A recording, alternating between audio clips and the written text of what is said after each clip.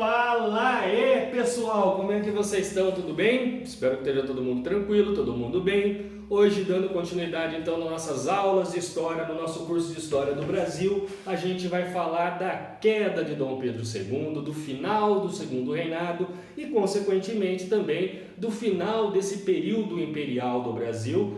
E agora, a partir de 1889, mais exatamente no dia 15 de novembro de 1889, com um golpe militar liderado pelo Marechal Deodoro da Fonseca, a gente tem o fim do Império Brasileiro e o início do período republicano no qual vivemos até hoje, que a partir do ano que vem a gente vai estudá-lo, minuciá-lo, dividi-lo da mesma forma que a gente fez com o resto da história e da história do Brasil, Mas quando a gente vai trabalhar a queda de um sistema, quando a gente vai trabalhar a queda de um governo, a gente tem que ver os fatores que levaram aquilo, Principalmente quando a gente fala de um governo que foi o mais longevo da nossa história, que foi o mais duradouro da nossa história. A gente está falando de um governo de 49 anos do Dom Pedro II, Dom Pedro II ele vai governar de 1840 a 1849.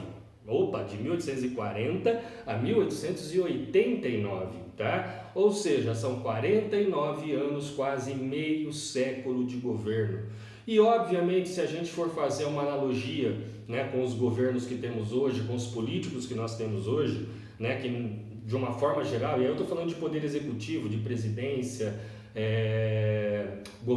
governador, prefeitos e assim por diante, nós temos governos que duram 4 anos, no máximo 8 anos, caso esses governantes sejam reeleitos. E a gente já tem toda aquela relação de amor e ódio, Muitos amam, outros odeiam, tudo quanto é político nesse país, O cara é bom para um, é péssimo para o outro. Imagine um governante que governou durante 49 anos, ainda se utilizando daquele quarto poder moderador, daquele quarto poder instituído lá na Constituição de 1824 pelo pai dele, o poder moderador que dava a ele poderes praticamente que absolutos dentro de uma monarquia constitucional, Como a gente falou, apesar da Constituição de 1824, lá da Constituição da Mandioca, ela ter sido outorgada lá pelo pai dele, pelo Dom Pedro I, o poder moderador criado pelo Dom Pedro nessa Constituição, a gente já estudou isso, falamos bastante disso, dava poderes praticamente que absolutos. Num momento em que praticamente todas as monarquias absolutistas já haviam caído lá na Europa, praticamente um século elas estavam caindo. Graças ao movimento iluminista que a gente estudou, a ascensão da burguesia para o poder, desenvolvimento do capitalismo, tudo isso, E tudo isso junto também vão ser fatores que vão acabar, de uma forma ou de outra, talvez um pouco até diferente do que ocorreu em alguns casos na Europa, de alguns países, mas também vão ser fatores que vão levar, sim, à queda do Império Brasileiro, à queda da nossa monarquia constitucional, absolutista, graças ao poder moderador, em 1889. Muito se inicia, com a ideia de que realmente a gente tem o fim das monarquias absolutistas na Europa, E se vocês forem lembrar, lá em 1823, quando a gente tem o fechamento da Assembleia Nacional Constituinte feito pelo Dom Pedro I para outorgar a Constituição de 1824, isso ocorre por quê? Porque ali estava tendo vários debates, entre os congressistas, entre as pessoas que estavam criando a nossa primeira Constituição, de se criar um governo, se criar um sistema político que fosse ou uma república ou uma monarquia parlamentar, onde, nesse caso, o rei teria poderes limitados ou teria os seus poderes limitados pelo parlamento, como na Inglaterra, como a gente já estudou. E não aquele parlamentarismo às avessas que a gente já estudou também aqui, criado pelo Dom Pedro, onde o poder, em vez de baixo para cima, ou seja, do povo, subindo até o rei, o poder ele vem de cima para baixo, ou seja, do imperador com o seu poder moderador, indicando o gabinete de ministros, indicando o chefe do gabinete de ministros, que seria relativamente o nosso primeiro-ministro nesse período, e assim sucessivamente, Então, a partir de 1870, mais ou menos, por aí, a gente tem um fortalecimento muito grande do movimento republicano no Brasil, tá? E o movimento republicano ele vai ser o primeiro fator, vamos dizer assim, a ajudar na queda do Dom Pedro II. A gente não vai falar aqui de um, dois fatores, são diversos fatores que unidos acabaram enfraquecendo o governo do Dom Pedro e culminando com o golpe republicano em 1889, tá? Então a gente começa a ter a partir dos anos 70 a formação de diversas forças republicanas que mais para frente vão acabar se tornando em partidos políticos republicanos, como por exemplo o PRP, o Partido Republicano Paulista, o Partido Republicano Rio-Grandense no Rio Grande do Sul, o Partido Republicano Mineiro. Ou seja, a gente deixa de ter, né, somente o Partido Liberal Conservador, apesar de somente os dois permanecerem no poder, somente os dois permanecerem naquela troca, né, de poder ali dentro do parlamentarismo às avessas, ou seja, institucionalmente eram os únicos dois partidos reconhecidos pelo governo brasileiro e pelo Dom Pedro II, mas a gente já tem outros partidos políticos, inclusive partidos que após a queda do Dom Pedro II vão acabar substituindo o Partido Liberal e o Partido Conservador, que obviamente com o fim do Império deixam de existir também. Então, primeiro fator, o surgimento das forças republicanas no Brasil, tá? O segundo fator, galera, a gente pode trabalhar a própria Guerra do Paraguai. A gente fala que é o fator militar, tá? Por quê? Porque é o momento que o Dom Pedro ele perde o apoio do exército. O Dom Pedro II ele tinha, vamos dizer assim, uma ligação muito forte com o exército brasileiro e essa ligação, ela teoricamente, durante a Guerra do Paraguai, ela se fortaleceu ainda mais. Por quê? Porque durante a guerra o exército foi fortalecido. E quando eu falo fortalecido, eu estou falando em número de soldados, em equipamentos e assim por diante. A gente tem um fortalecimento do Exército Nacional. E um exército que, como a gente viu, fez um belo de um trabalho sujo lá na Guerra do Paraguai, né? Assassinando a gente não pode usar o termo, afinal a gente está numa guerra, ou estava numa guerra, mas matando, né? Mais de 90% da população masculina do Paraguai, né? Acabando com a economia paraguaia, destruindo, né? O Estado Paraguai, e no fim, como a gente comentou também, a gente tinha o exército brasileiro lutando contra o exército de crianças do Paraguai. Tá? E esse trabalho sujo, essa liderança militar, né, na Guerra do Paraguai, vai fazer com que o exército brasileiro, na volta da Guerra do Paraguai, comecem a perceber que eles tinham poder militar, mas eles não tinham nenhum poder político. Que dentro de toda aquela esfera política que a gente trabalhou até agora, a gente tinha o quê? O Dom Pedro e a aristocracia comandando. O exército, né, que se fortaleceu com a Guerra do Paraguai, agora queria também participação política. E essa tentativa de participação política é o que vai acabar afastando o exército do Dom Pedro II. Por quê? Porque, como a gente viu, todo aquele sistema criado por ele do parlamentarismo às avessas, para conseguir alternar Partido Liberal e Partido Conservador, ora um, ora outro no poder, para gerar uma estabilidade política, aquilo só funcionaria com duas forças políticas. Por quê? Porque o Dom Pedro ele colocava ora o liberal no poder, aí deixava, como eu falei para vocês, 1 ano, 2 anos, trocava. Colocava os conservadores, deixava lá 1 ano e meio, trocava. Botava os liberais, deixava 1 ano e meio, 2 anos e meio, trocava. Eram períodos curtos, mas períodos, né, de que se dava para se desenvolver alguma coisa, tá? Você não tinha, a partir daí, vamos dizer que a gente coloque os militares também para participarem, para participar do parlamentarismo às avessas. Daqui a pouco surgem os republicanos, também querem participar dos parlamentarismos às avessas. Daqui a pouco surgem os abolicionistas, querem participar do parlamentarismo às avessas. Cara, quantos gabinetes formados por liberais, conservadores, republicanos, militares, abolicionistas ele vai ter que fazer? Quanto tempo vai durar cada gabinete desse? 1 mês? 3 meses? 4 meses? Que projeto político, que projeto educacional, que projeto cultural, seja lá o que for, que consegue se desenvolver em tão pouco tempo? Nada, tá? Então, consequentemente, né, a gente tem o Dom Pedro II indo contra essa tentativa, vamos dizer assim, de participação política do exército, tá? Só que, obviamente, principalmente os oficiais do exército começam a debater, depois da volta da Guerra do Paraguai, sobre essa tentativa de participação política, ao ponto do Dom Pedro, para vocês terem uma ideia, mandar fechar o Clube dos Oficiais no Rio de Janeiro, para tentar coibir ou até mesmo proibir a união, né, o encontro de diversos oficiais, de diversos soldados, para poderem debater esse tipo de coisa. Essas perseguições, como por exemplo o fechamento do Clube dos Oficiais do Rio de Janeiro, vão fazer com que a gente tenha a perda, vamos dizer assim, de apoio do exército pelo Dom Pedro II, tá? Então, voltando, a gente já tem os movimentos republicanos, as forças republicanas,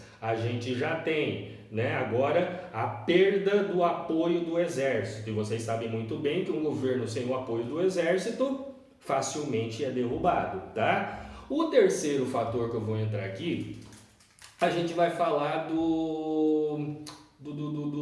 desculpa, gente, eu dei uma quebrada que passou um gato correndo aqui fazendo bagunça e ele tá tremendo a câmera agora, tá? São os erros de gravações, foi mal, tá? Meu filho tá brincando com um pedaço de papel aqui no chão, valeu? Se ele aparecer eu mostro para vocês. Terceiro fator religioso. Então já vimos as forças republicanas, já falamos da perda do apoio militar e agora a gente vai falar da perda do apoio da Igreja Católica Apostólica Romana, tá? Vocês sabem muito bem que hoje o Brasil é um estado laico, tá? O que é um estado laico? E aí não vamos entrar no mérito da questão se é ou se não é, a gente está falando de lei, não estou falando da prática, que na prática a gente sabe que não é, tá? Mas perante a lei, perante a nossa Constituição, né, a partir do golpe republicano, a partir da nossa primeira Constituição republicana em 1891, o Brasil vai passar a ser um estado laico, ou seja, a gente vai ter a separação da igreja ou a separação da religião com o Estado. O Brasil deixa de ter uma religião oficial. Até 1889, o Brasil possuía uma religião oficial que era o catolicismo, tá? Todos os brasileiros eram católicos apostólicos romanos, era a religião oficial do Estado brasileiro, tá? E como religião oficial do Estado, o chefe da Igreja Católica no Brasil era o próprio imperador Dom Pedro II, tá? Então, diferentemente de hoje, se a gente pegar, por exemplo, sei lá, o chefe da Igreja Católica no Brasil, o líder da Igreja Católica no Brasil é o cardeal Dom Evaristo Arnes, era muitos anos atrás, eu não sei quem é hoje, vocês me perdoem, tá? Que eu não vou saber quem que é o chefe da Igreja Católica, o líder da Igreja Católica no Brasil. Mas hoje nós temos alguns, né, um líder indicado pela Igreja Católica, que normalmente são arcebispos, bispos e assim por diante. Naquele período, o chefe da Igreja Católica, o líder da Igreja Católica, era o próprio imperador, pelo Estado ser um Estado católico, assumidamente católico cristão, tá? E aí é que a gente vai ter um problema. Por quê? Porque o Dom Pedro II, além de ser católico, o Dom Pedro II ele era também maçom, tá? A maçonaria, para quem não sabe, é uma sociedade, entre aspas, secretas que a gente tem por aí, que vem lá dos idos ainda das cruzadas, tá? Da Ordem dos Cavaleiros Templários, que é uma ordem, né, que a gente não pode nem dizer que é religiosa, porque ela não é uma religião, né? Na verdade, como é que a gente pode dizer, muitos segredos ainda existem dentro da maçonaria, mas, né, eu aconselho vocês a entrar e pegar algum videozinho na internet para explicar um pouco da maçonaria, bem por cima, né, lá das ordens católicas, das ordens dos templários, que acaba sendo perseguida pelo próprio crescimento dela, pela própria Igreja Católica, a gente vai ter o surgimento da ordem da Ordem dos Cavaleiros Templários. Eu estou viajando tudo, porque o outro continua fazendo bagunça na minha frente, gente, desculpa, eu estou me desconcentrando de dar risada dele fazendo bagunça aqui com a bolinha para um lado para o outro. Então vamos voltar de novo, tá? Dom Pedro II ele era maçom, tá? A maçonaria é uma ordem que não é uma ordem religiosa, formada por diversos membros que praticamente se autoajudam, vamos dizer assim. Não vou entrar no mérito, não vou entrar no que é o que deixa de ser maçonaria, tá? Quem tiver maior interesse, por favor, entre na internet, YouTube, coloca lá os segredos da maçonaria, o que é a maçonaria, que vocês vão ver rapidinho ali. O que interessa pra gente, é por isso que eu não quero entrar na maçonaria em si, porque eu não quero perder o foco do Segundo Reinado, tá? O que acontece? O Dom Pedro, além de ser o líder da Igreja Católica, o Dom Pedro também era o líder da maçonaria no Brasil. E vai chegar um momento, né, na história, principalmente ali, né, no desenvolvimento do século XIX, no final do século XIX, né, onde estamos nesse momento, na queda do Segundo Reinado, que a maçonaria começa a se fortalecer muito, muito, muito, muito, tanto na Europa como principalmente na América, tá? Por exemplo, Benjamin Franklin, tá? Um dos presidentes norte-americanos, um dos caras que foi o criador da primeira Constituição norte-americana, maçom. Se a gente pega o Santos Dumont, dizem que era maçom. Cara, diversas e diversas lideranças, diversas pessoas que eram importantes e influentes da sociedade eram maçons. Como, por exemplo, o Barão de Mauá, que a gente também falou dele na nossa última aula, como falamos de industrialização, era maçom. Como também o nosso querido Dom Pedro II, que não era só maçom, mas ele era o grão-mestre da maçonaria no Brasil. E o crescimento da maçonaria vai fazer com que a igreja comece a perseguir os maçons nessa época. E a igreja ela vai fazer simplesmente o quê? Proibir a entrada de maçons conhecidos dentro da igreja católica.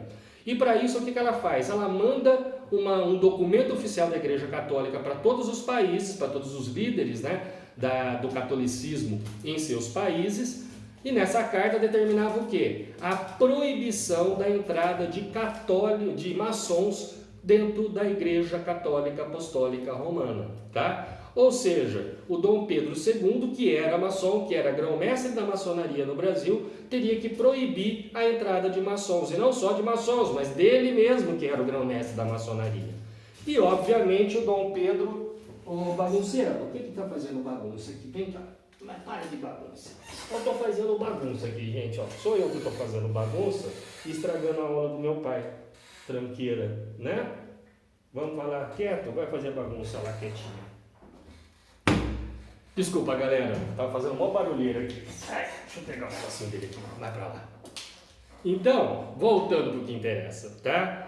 O Dom Pedro, então, ele vai fazer o quê? O Dom Pedro II, ao invés de proibir a entrada de maçons na Igreja Católica, ele simplesmente rasga a bula papal, ele rasga o documento da Igreja, ele ignora as ordens do Papa, tá? E a partir do momento que ele ignora as ordens do Papa, o que vai acontecer? Na hora da homília, na hora ali, que muitas pessoas chamam de sermão, né, que o padre normalmente, né, vai lá fala uma passagem da Bíblia, vai lá fala, né, alguma coisa para ajudar o povo, para dar uma ideia legal, o minutos de sabedoria da missa, vamos dizer assim, o momento da homília. O padre, ao invés de fazer a homília, ele começa a criticar o imperador, começa a criticar Dom Pedro II, começa a mostrar que a Igreja Católica se volta contra o Dom Pedro II, tá? Então, nesse momento, Dom Pedro, ele tem, né, as forças republicanas contra ele tem a perda do apoio do exército,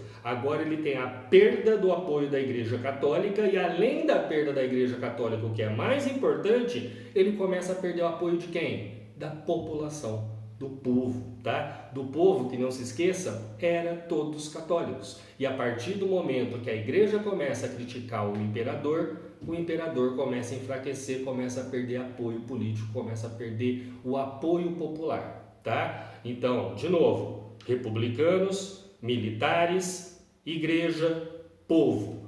Tá faltando um fator, tá? Que é a abolição da escravatura, a assinatura da Lei Áurea em 1888. Mas para a gente falar da Lei Áurea, a gente não pode simplesmente chegar aqui e jogar para vocês a abolição da escravatura, tá? A gente já falou bastante sobre escravidão, lá no começo, principalmente, quando a gente falou do trabalho indígena, primeiro do escambo, depois da substituição pelo trabalho escravo indígena, depois ali, quando a gente começou a trabalhar, né, a produção de cana no Brasil, ali no Nordeste brasileiro, a gente falou da substituição da mão de obra indígena pela mão de obra escrava negra, o porquê da substituição dessa mão de obra, tá? E o Brasil permanece sendo um estado escravocrata, tá? Apesar do mundo estar passando por uma revolução que vai ser um dos principais fatores, se não o fator fundamental para a gente ter o fim da escravidão no mundo, que é a Revolução Industrial, que é o desenvolvimento do modo de produção capitalista, tá? A partir do momento que a gente tem o desenvolvimento do capitalismo, a partir do momento que a gente tem a Revolução Industrial, né?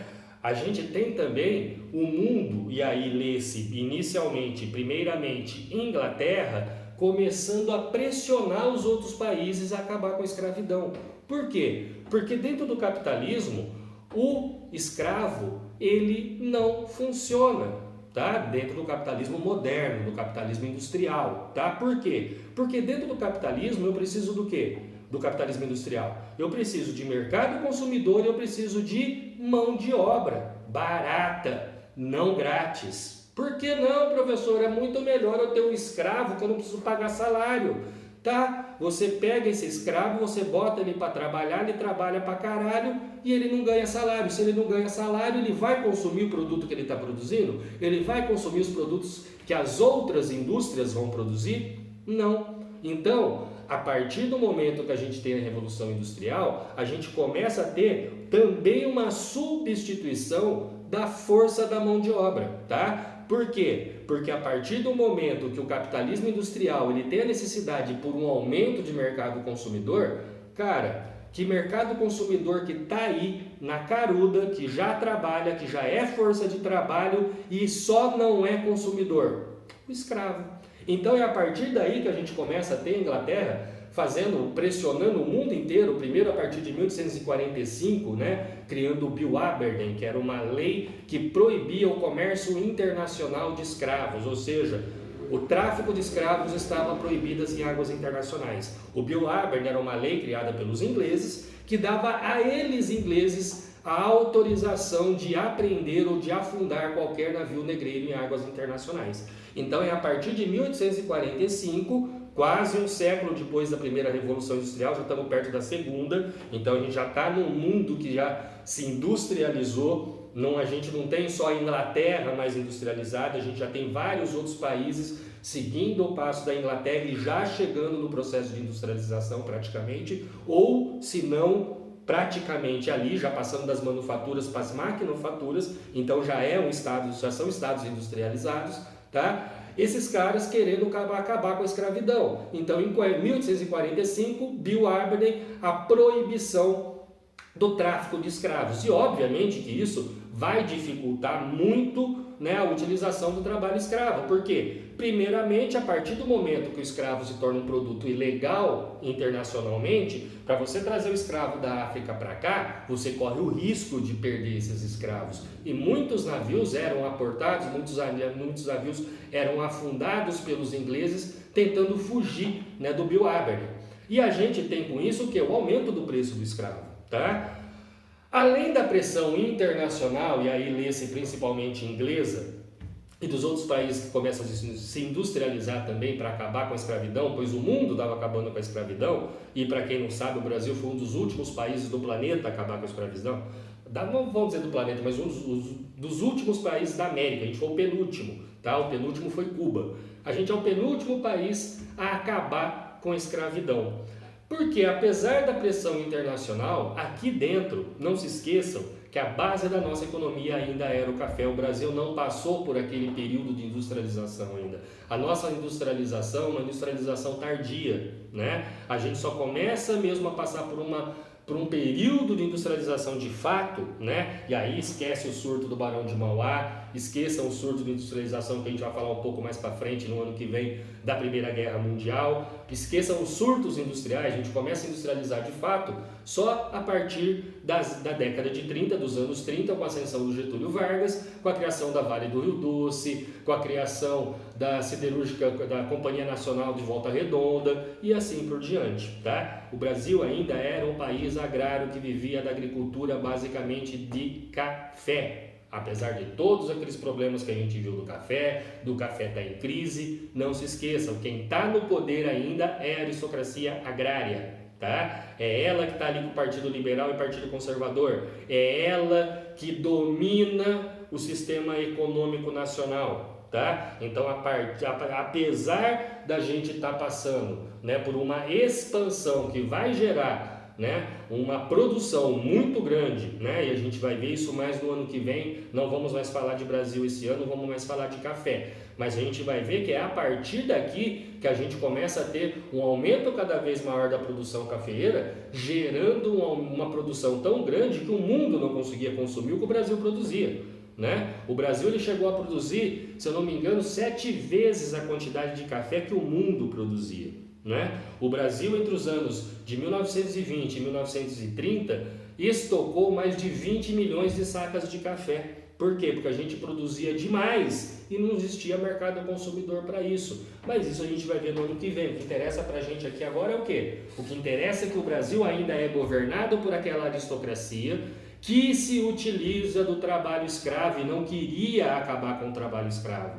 Mas, com pressões vindo de fora, lógico que também internamente o movimento abolicionista se desenvolveu demais, né? Um dos principais ícones, né? A gente pode pegar José do Patrocínio, né? Que era um ex-escravo, um escravo liberto, né? Que depois estudou, fez faculdade, fez jornalismo, foi um dos maiores críticos, né? Da escravidão no Brasil, e diversos outros líderes abolicionistas a gente vai ter aqui. O que importa é que, vamos dizer que a partir também dos anos 40, 50, a gente começa a ter, 50 principalmente, a gente começa a ter no Brasil também, né, uma pressão interna e algumas leis sendo criadas aqui para gradativamente acabar com a escravidão no Brasil, tá? Então, por fatores internos, né, ou seja, movimentos abolicionistas surgindo aqui dentro, externo, desenvolvimento do capitalismo industrial, necessidade de um mercado consumidor que o escravo não era e poderia se tornar. A gente vai ter também, sendo assinado no Brasil, a Lei Eusébio de Queiroz em 1850, que proibiu o comércio de escravos no Brasil, tá? Óbvio, proíbe, mas continua existindo, não acaba com a escravidão. Continua existindo, né, o tráfico de escravos, o comércio, vamos dizer assim, escondido, fora da lei, tudo continua ocorrendo, tá? Começa a se limitar, beleza? Em 1871 a gente tem a assinatura de mais uma lei, que é a Lei do Ventre Livre, tá? A partir daqui de 1871, olha só que legal, qualquer criança nascida de um escravo é livre. Olha que massa. Então, eu, como dono de escravos, eu podia escolher, né? Ou eu pego uma criança, né, que é filha de um escravo, e a partir dos 8 anos eu liberto ela e pago uma indenização para ela de R$600, legal pra caramba, ou eu posso permanecer ela escrava até os 21 anos e depois eu liberto ela de graça. Legal, né? Então, olha que massa. Lei do Ventre Livre. Toda criança nascida a partir de hoje é livre, só que não, tá? Ela é livre a partir dos 8 anos ou a partir dos 21 anos por uma escolha do próprio dono. Agora, galera, para e pensa. Eu sou filho de um escravo. Eu sou o quê? Eu vivo onde? Eu vou comer o quê? Num país totalmente escravocrata, que hoje em 2020 ainda é um país totalmente racista. O que vocês acham que eu, Adnan, se eu fosse escravo, eu ia sobreviver como nessa época no Brasil, lá em 1880, vamos dizer? Vamos dizer que eu nasci, né, em 1871 ali na Lei do Ventre Livre, né, e sei lá, em 1885, eu já com 14, 15 anos, né, eu tô livre. Onde que eu vou arrumar emprego? Quem que vai arrumar emprego pro negrinho aqui? Como que eu vou sobreviver? Do mesmo jeito que em 1888 foi criada, 1885 vai ser criada a lei do sexagenário, tá? Ou seja, todo o escravo a partir de 60 anos é livre. Quantos escravos chegam acima dos 60 anos, gente? Quantos escravos passam dos 60 anos, gente? Quantos escravos que passaram dos 60 anos e são libertos vai arrumar uma forma de sobrevivência? Se hoje é difícil de um idoso arrumar um emprego. Vocês conhecem algum idoso com 60 anos que entra no mercado de trabalho hoje e consegue arrumar um emprego? Imagina nessa época com todo o preconceito existente ainda. Então a gente brinca, tá? Que todas essas leis, tanto a Lei Eusébio de Queiroz, a Lei do Sexagenário, a Lei do Ventre Livre, são tudo lei para inglês ver, tá? Vocês já ouviram esse termo, coisa para inglês ver? O que quer dizer o termo coisa para inglês ver? Antigamente o pessoal falava, isso aí não é nada não, isso é só para inglês ver. O que quer dizer isso? Só para inglês ver quer dizer que fizeram por fazer, que isso daí não vale de nada. Porque é literalmente isso, foram um monte de leis criadas literalmente para o inglês ver. Olha, o Brasil criou a lei, né, de Eusébio de Queiroz, agora não tem mais comércio de escravos no Brasil. Não, só que não, né? Se não existisse, não ia ter durado mais 38 anos ainda a escravidão no Brasil? Ou será que só tinha escravos que já tinham sido nascidos quando foi assinada a Lei Eusébio de Queiroz? Lógico que não, tanto que depois vai ser assinada a Lei do Ventre Livre ainda. Olha que beleza, em 71. Como é que a gente está tendo escravo nascendo ainda se acabou o comércio de escravo? Ah, é tudo escravo que já tinha sido comprado, professor. Acredita aí, tá? Que nem a gente acredita hoje que o Brasil é um país livre de corrupção, beleza? Então, galera, a gente tem, né, todas essas leis surgindo, mas só em 1888, aí sim, a gente vai ter, assinada pela princesa Isabel, a Lei Áurea, que aí sim a gente tem o fim da escravidão no Brasil, tá? Muitas vezes me perguntam por que Dom Pedro II não assinou a Lei Áurea, mas a princesa Isabel quem assinou a Lei Áurea, tá? Existem várias teorias aí de que o Dom Pedro II teve que se afastar por causa da diabetes dele, tanto que ele estava viajando para o Egito nessa época, porque na época falava, né, que a temperatura mais seca, que uma umidade relativa do ar mais baixa era melhor para respiração, fazia bem para diabetes naquela época, então ele tinha ido por causa da diabetes dele viajar, né, para o Egito para ver se ele melhorava, porque ele estava com crise de diabetes.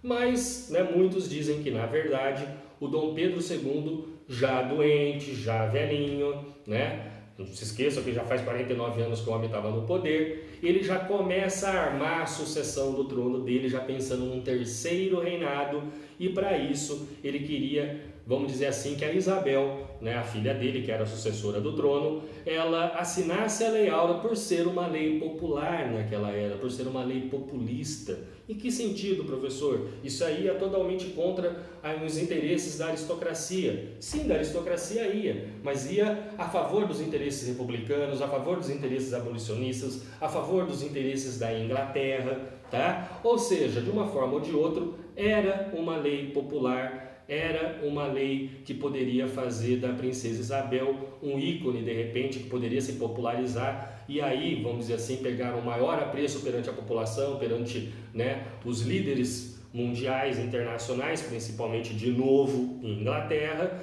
o que faria dela nossa próxima governante. Coisa que não vai acontecer, por quê? Porque Dom Pedro já tinha perdido o apoio dos militares, já tinha perdido o apoio da igreja, já tinha perdido o apoio do povo, já tinha os movimentos republicanos no cangote dele e agora ele perde a última ponte de apoio que ele tinha, que era a aristocracia agrária, que do dia para a noite perdeu todos os seus escravos. Não se esqueça que com a Lei Áurea, os donos escravos não foram ressarcidos dos seus prejuízos. Então imagina o seguinte, o Dinan tem lá, 500 escravos na lavoura de café dele. Do dia para a noite, eu não tenho mais 500 escravos. Aqueles 500 escravos agora são homens livres. Quem que vai trabalhar na minha lavoura? Quem que vai lá no outro dia fazer a colheita do café? Ou seja, eu perco a mão de obra, eu tenho que contratar uma mão de obra assalariada, já me é prejuízo. Além do que aqueles 500 escravos eram propriedades, não é? Imagina do dia para a noite eu ter 500 carros e terem esses 500 carros roubados. Ou esses 500 carros tomados pelo Estado. Ou esses 500 carros sendo libertados e podendo andar sozinho para o mundo agora sem precisar do Adnan. Que prejuízo que eu tive. Obviamente a aristocracia não gostou nem um pouco, apesar de já esperar, tá? Porque como a gente viu, desde os anos 50, esse movimento já estava rolando. A gente tem, né, então o Dom Pedro perdendo todas as bases de apoio e com isso a gente vai ter, culminando com tudo isso, no dia 15 de novembro de 1889, o golpe republicano liderado pelo Marechal Deodoro da Fonseca, que com isso acaba com o sistema imperial brasileiro e implanta a República, que será tema das nossas próximas aulas para o nosso próximo ano, tá? Esse ano a gente para com a história do Brasil, voltamos na próxima semana. Um grande beijo para todos, uma grande semana para todos. Valeu, galera. Se cuidem. Boa!